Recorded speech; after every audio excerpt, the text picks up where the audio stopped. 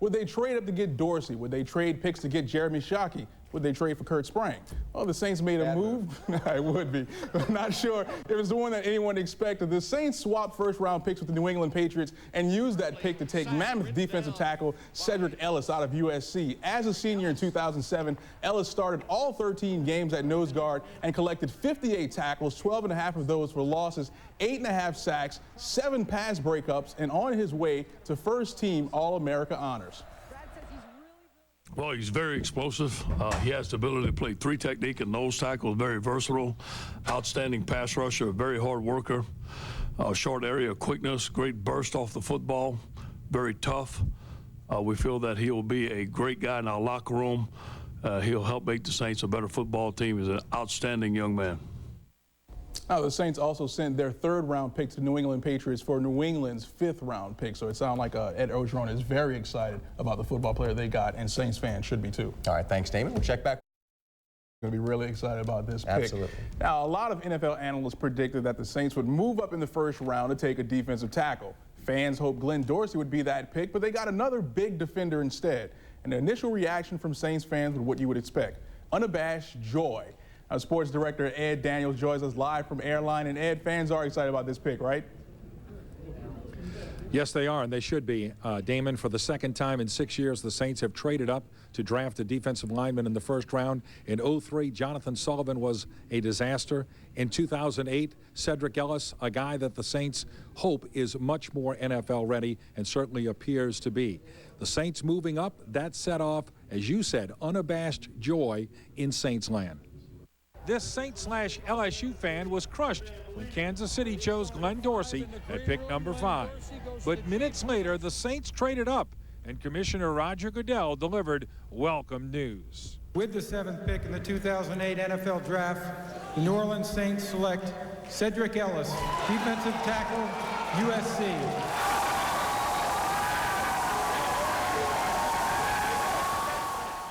Cedric Ellis registered 8 quarterback sacks in 2007. He was named the Pac-10's Defensive Player of the Year. Ellis will be reunited with Saints running back Reggie Bush and USC's former defensive line coach, current Saints D-line coach Ed Orgeron. I just said my recommendation, and I think it was a consensus of how good a football player he was, and there was no hard push from me or anything. But I did want him here. Me and Reggie, actually, we were in the same recruiting class in 2003 at USC, and we played, years together. So me and Reggie are pretty cool. We're really close, and it'd be cool being back in a team with somebody that I know, to show me around the city and get me acclimated a little bit. To move up to pick number 7, the Saints also sent New England a 3rd-round choice. The Saints got a 5th-round choice in return. And the draft moving along swiftly, something we haven't been able to say for a long time. Right now, Atlanta on the clock at pick 37. The Saints are at 40, so their 2nd-round pick, perhaps a trade for Jeremy Shockey. We don't know. Maybe coming up in a few minutes. Well, Damon? We'll see how that works out, Ed. Thanks a lot. Now, for those of you keeping track at home and you didn't hear what Ed said, LSU's Glenn. You're watching The Final Play from Fox 8 Sports. With the 7th pick in the 2008 NFL Draft, the New Orleans Saints select Cedric Ellis, defensive tackle, USC. The Saints knew who they wanted and didn't wait. Swapping 1st-round picks with the Patriots, the Saints were defensive on day 1 of the draft, starting with USC's Cedric Ellis at number 7. Named the Pac-10's Defensive Player of the Year, Ellis graded out as one of the top D linemen in the draft. More of a nose tackle, the Saints hope Ellis will stuff the run and pressure the quarterback. Much more on Ellis in our Final Play Spotlight. The spotlight will be shined on Tracy Porter, the Indiana corner drafted by the Saints in round 2. He's 5'11", 185 pounds, a Baton Rouge native who played high school football in Port Allen. Porter grew up only 60 miles away from the Superdome. As well as speed, cover skills, and ball skills, I definitely bring a sense of, knowledge of the game, knowing different schemes, knowing where I fit in, knowing where my teammates fit in. So, I definitely bring a great big playability to this ball club. I add speed to the secondary, so I'm definitely looking forward to starting this game. Two defensive players on day one of the draft. The Saints add one more, along with an offensive tackle, a kicker, and a receiver on day two. The Saints move up 2 spots to get another defensive tackle. After trading picks with Detroit in the 5th round, the Saints get NC State's Demario Presley. Also in the 5th, Nebraska offensive tackle Carl Nix. Wisconsin kicker Taylor Melhoff taken in round 6. In the 7th, the Saints go receiver, selecting Adrian Arrington out of Michigan. I can say we're excited about the guys we've got, like every team, but we feel like we've helped ourselves, especially on defense. I'm excited about our locker room right now and excited about our current roster. And anytime you can bring in some new players, it's on them to understand what's expected here and what we expect as coaches and what their peers expect of them. So, hopefully our environment is conducive to learning and bringing out the best in a player. Now, the Saints may have got a solid defensive tackle in Cedric Ellis, but the fan favorite is headed to Kansas City to play for the Chiefs. LSU All-American Glenn Dorsey. You're watching The Final Play from Fox 8 Sports.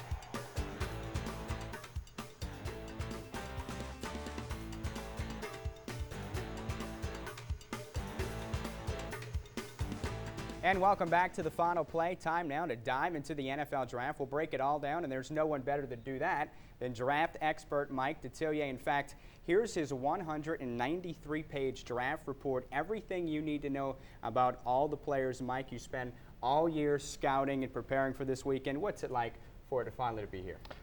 It's glad to be over with, but the process continues. This goes 365, 52 weeks out the year, and glad this one's in the books, and this football club has done a good job addressing a lot of the needs that they really needed to on draft day.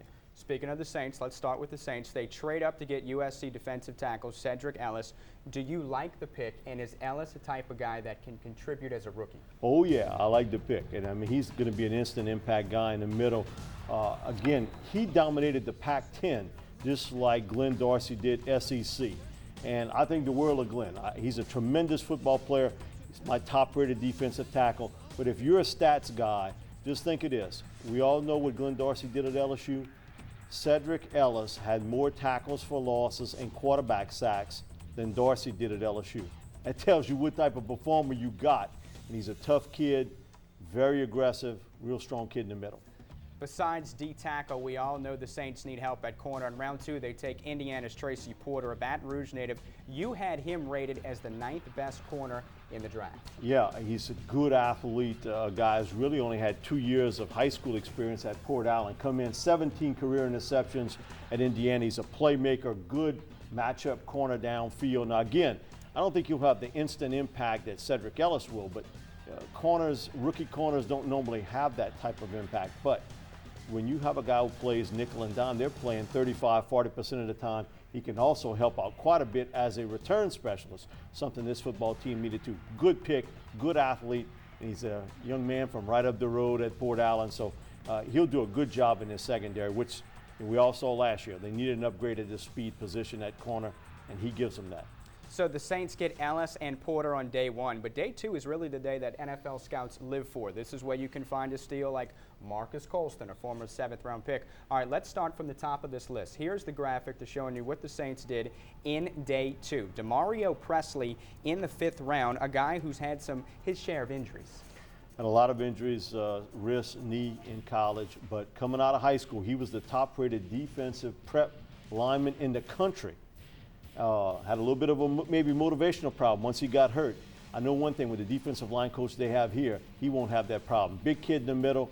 Let's see once he gets healthy if he can play like he did as a freshman and a sophomore. Also in the 5th round, Nebraska offensive tackle Carl Nix, outstanding size, but he has some character issues off the field. Yeah, he got into a little fraternity fracas, so to speak, and really dropped him on draft day because he was a borderline first-day pick. We'll say this. I think he's got a chance to be the next Jari Evans on this football club.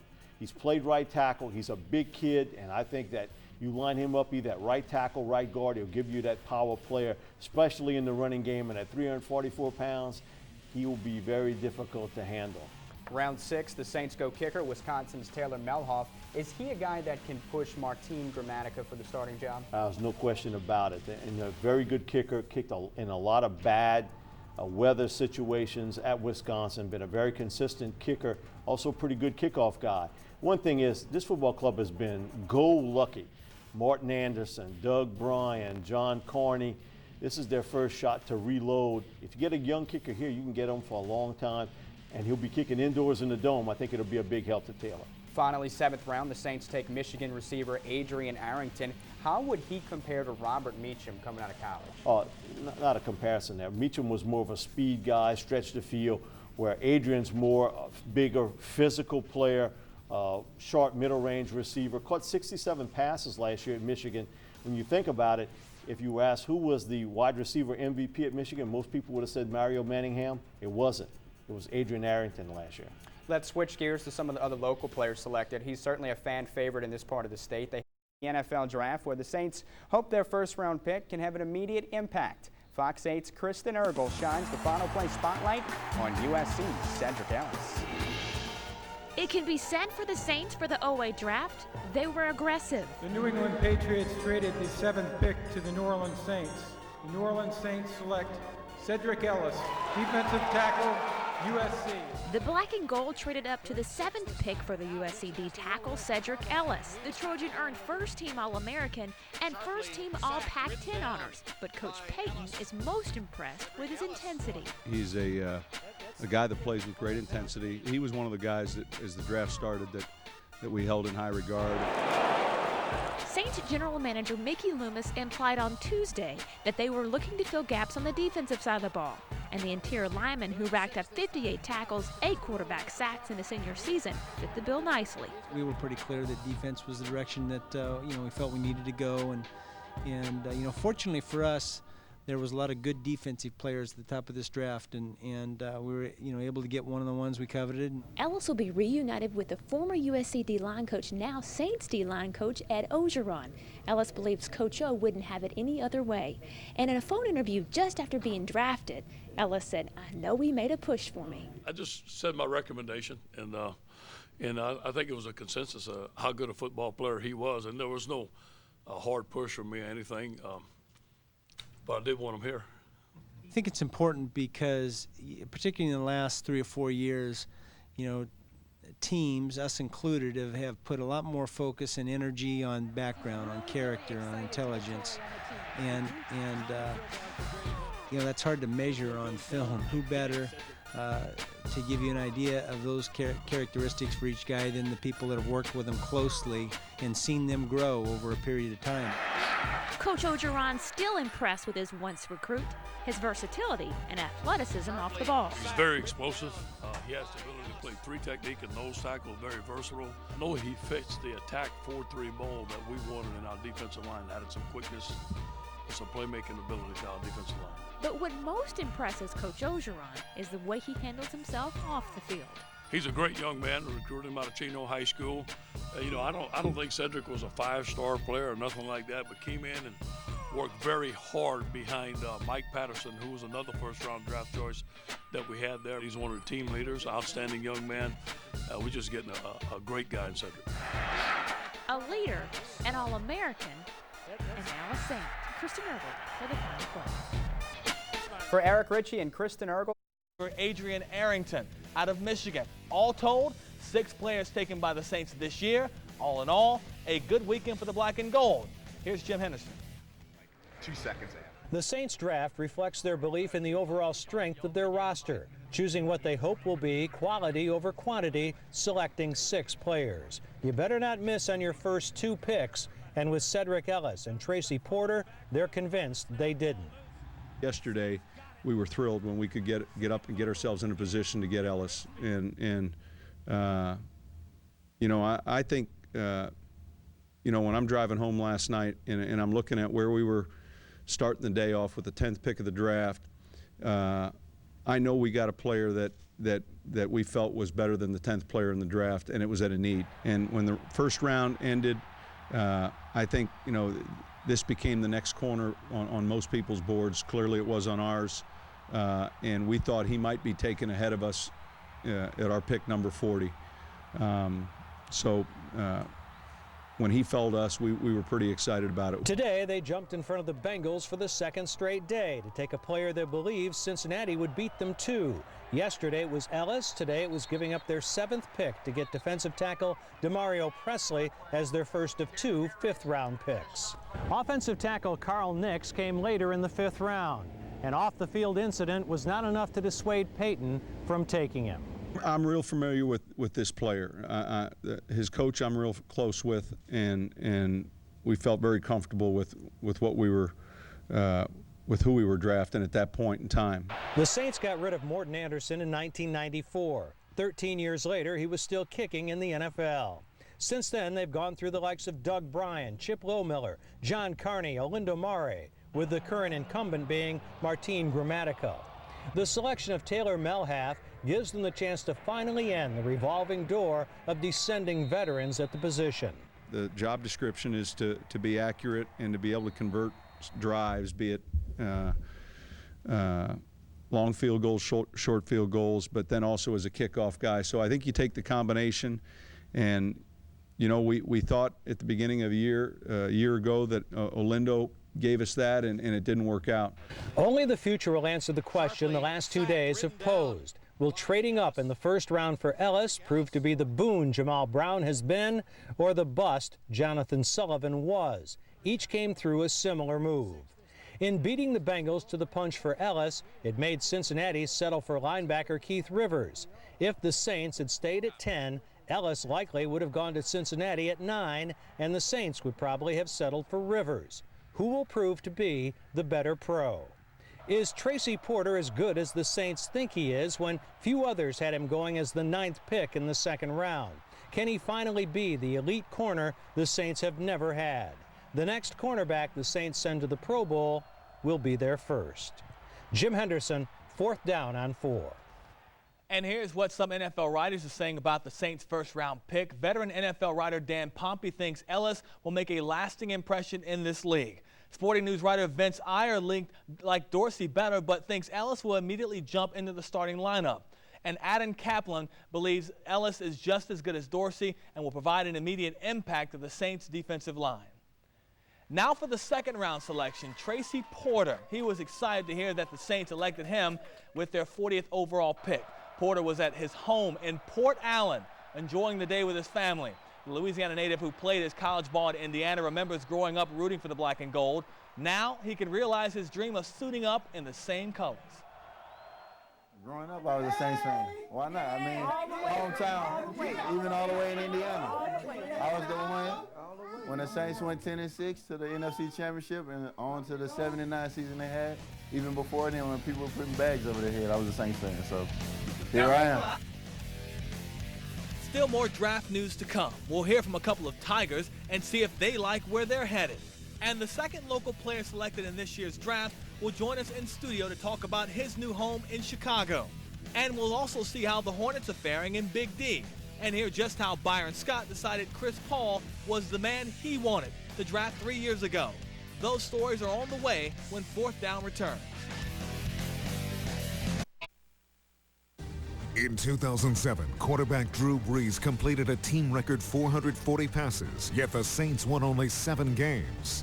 As running back Deuce McAllister steps into the twilight of his career, the Saints must rebuild their running attack and fix a porous pass defense. Did the Saints address those needs in this weekend's NFL draft? And if so, how quickly can they climb back to the top of the NFC South? In the next 30 minutes, some answers. ABC 26 presents the Dodge Jeep Chrysler Draft Day 2008 on ABC 26.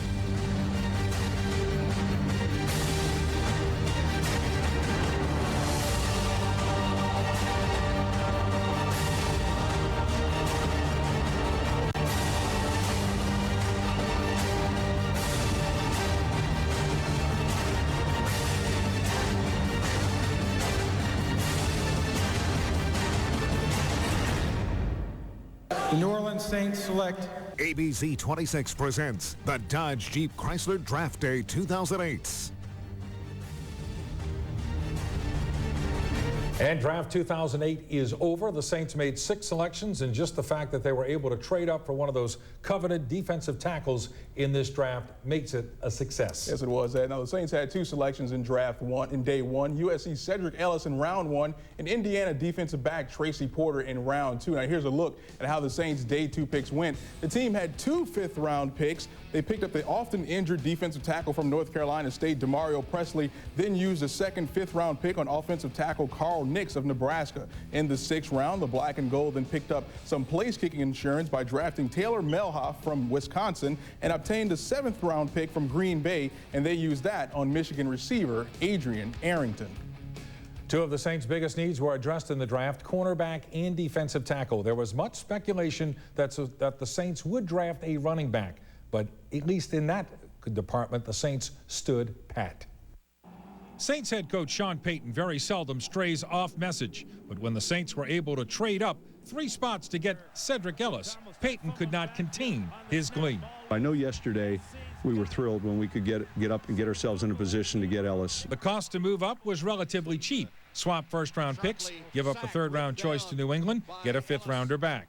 For the past 2 seasons, veteran Hollis Thomas has played solidly at defensive tackle, but the Saints haven't had a difference maker at that position since Jim Wilkes and Frank Warren, both Saints Hall of Famers, retired. For only the 4th time in Saints history, the club drafted a place kicker. The previous 3, Russell Erksleben, Raphael Septien, and Morton Anderson. Like Anderson, 6th-round pick Taylor Melhoff of Wisconsin is a lefty. Melhoff is deadly accurate inside 40 yards. He'll compete for the job with incumbent Martin Gramatica. I was pleased with the way Gramatica came in here in a short period of time, really was consistent and did a good job for us. So, you know, this is not, and with any of these picks, it's never really an indictment on any of your current guys. We're trying to improve the New Orleans Saints. Sean Payton said the Saints would turn their attention to undrafted free agents. He noted that quarterback Tyler Palko, punter Steve Weatherford, and running back Pierre Thomas were all street free agents. By not drafting a runner, Payton seems content with Thomas, Reggie Bush, and the rehabbing Deuce McAllister. In the season finale against Chicago in Chicago, Pierre Thomas ran for 105 yards and had 121 receiving yards. And for the 8th time in franchise history, the Saints selected a defensive lineman in the 1st round. USC defensive tackle Cedric Ellis appears to be a solid pick. Ellis was productive in one of the best programs in the country, but the Saints always haven't had the best fortune when they pull the trigger on D linemen in the 1st round. When the Saints moved up 3 spots to pick 7, there was joy in Saints land. Cedric Ellis.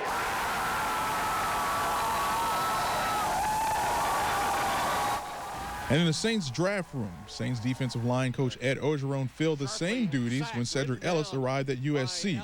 Coach O tried somewhat to unsuccessfully curb his enthusiasm in front of the media. I just said my recommendation, and I think it was a consensus of how good a football player he was, and there was no hard push from me or anything, but I did want him here.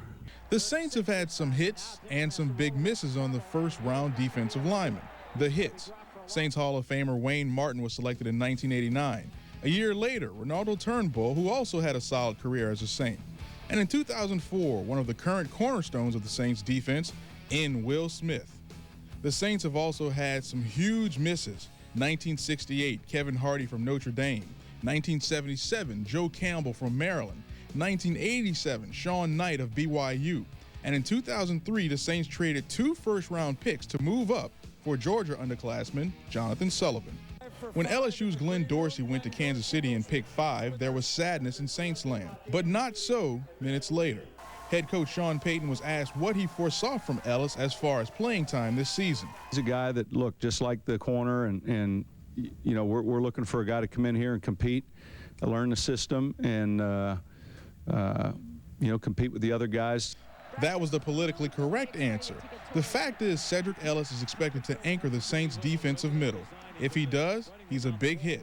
If not, a big miss. Now, Ellis was the 16th player the Saints have drafted from the University of Southern California. That is the most by any school in Saints history. So, Ed, I have to ask you, I mean, we know all the Saints fans wanted these guys to trade up and get Dorsey, but I think they got a real good pick in Cedric Ellis. Well, I think when you look at the price of what it costs to get up and get Dorsey, prohibitive, perhaps not so to get up and get Ellis. When you only have to swap number ones, give up in 3 and get a 5. I hate to say it's a bargain, but I think it is. And to me, this draft will be judged on whether Cedric Ellis is a great player, because when the Saints are good defensively, they've always had that anchor in the middle.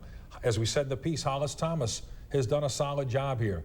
But I think if you want to be a great defensive team, you've got to have that anchor in the middle. Right, and I think it was a very good pickup. A lot of comparisons that you saw between this guy and Dorsey, he didn't have the upper body strength that Dorsey had, but he's a horse lower body, and he's 300-something pounds. Definitely someone who can plug up the middle. And I think the similarity is this. Both guys give you inside pass rush, which is a hard thing to find. That's why they went number 5 and number 7. We are talking football, of course, but in a few minutes, as part of our coverage here tonight, we are going to the American Airlines Center to talk live to Adam Norris after Game 4. Hornets are beating the Mavericks big in the final minutes. Very and we'll have big. that and a lot more football coming up in just a minute.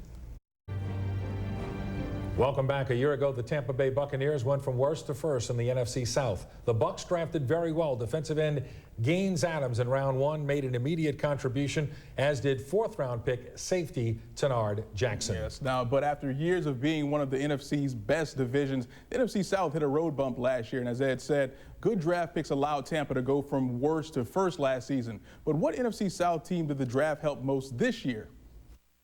Up until last year, the NFC South was probably one of the tougher divisions in all of football. Up until last season, a team from the NFC South had appeared in every NFC championship game since 2002. But the 2008 crop of draftees could have a big impact on who returns to NFC South supremacy.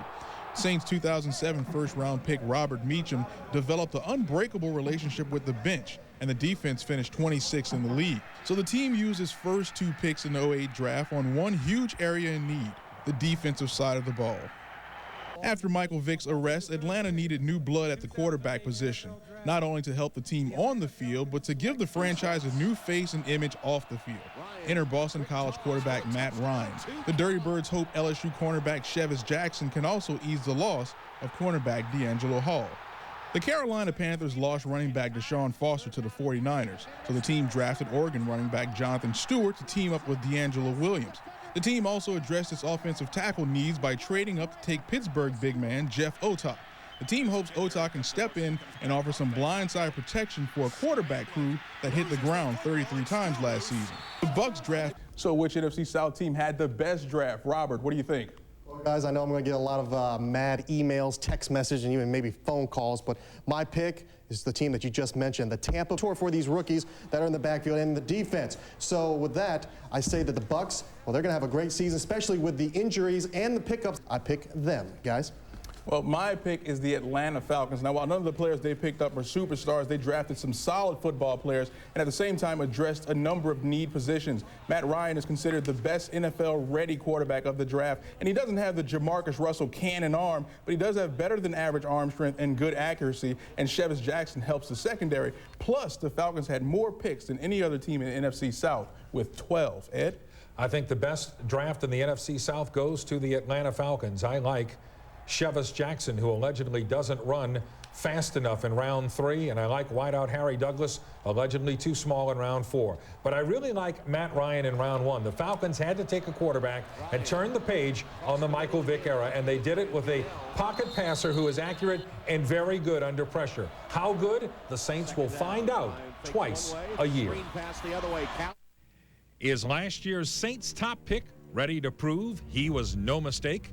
And the Hornets have drafted well. Does all that homegrown talent take a commanding lead in their playoff series with Dallas? A Game 4 update from Adam Norris in Big D coming right up. You're watching the Dodge Jeep Chrysler Draft Day 2008 on ABC 26. Saints hierarchy has praised the offseason work of last year's first-round pick, wide receiver Robert Meacham of Tennessee. Meacham had knee surgery before training camp. It did not play a regular season snap in his rookie season. Al Dupuy, who's published his draft guide for 29 years, said all of Meacham's issues weren't physical. I don't think it was really all injury problems there. I think that it was somewhat mental, too. I think that he wasn't grasping everything as quick as Sean Payton wanted him to. One of Meacham's offseason tutors, veteran Saints wide receiver David Patton. You're watching the Dodge Jeep Chrysler Draft Day 2008 on ABC 26. Welcome back to the show. It was not only a huge weekend for the New Orleans Saints, but also for the New Orleans Hornets as well. It's been fun, my friend. Yes, it has been. A great weekend for the New Orleans Saints, we hope, and we know it was for the Hornets. A big win and Game 4 of the playoffs. We thank you for joining us tonight. For the very handsome and eloquent Mr. Damon Darrensburg, I'm Ed Daniels. Thank you for all of us at ABC 26 Sports. Have a great night. The